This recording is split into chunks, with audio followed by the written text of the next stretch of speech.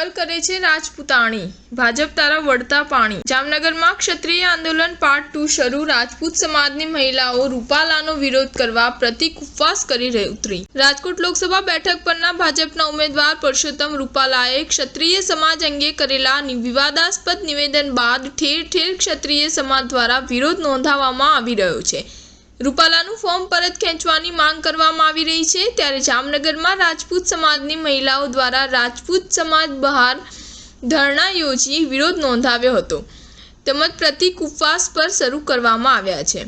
ત્યારે જામનગર ઉપરાંત રાજકોટમાં પણ રાજપૂત સમાજની મહિલાઓએ પ્રતિક ઉપવાસ શરૂ કર્યા છે। આજે પ્રથમ દિવસે 21 જેટલી મહિલાઓ ધરણા પર બેઠી હતી।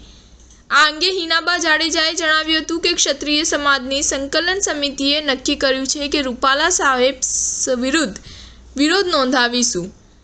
ભાજપ સામે કે મોદી સામે અમારો કોઈ વિરોધ ન હતો। અમારી માંગ હતી કે રૂપાલાની ટિકિટ રદ કરો, પણ તેમની ટિકિટ રદ કરવામાં આવી નથી। હવે અમારું ભાજપ વિરુદ્ધ મિશન 2 શરૂ થયું છે। આજથી અમે અનશન પર ઉતર્યા છીએ। દરરોજ 21 બહેન અનશન પર બેસીશું। અમે ભાજપને હટાવવા માંગીએ છીએ। સ્ટાર ન્યૂઝ 7 હંમેશા સચ્ચાઈની સાથે।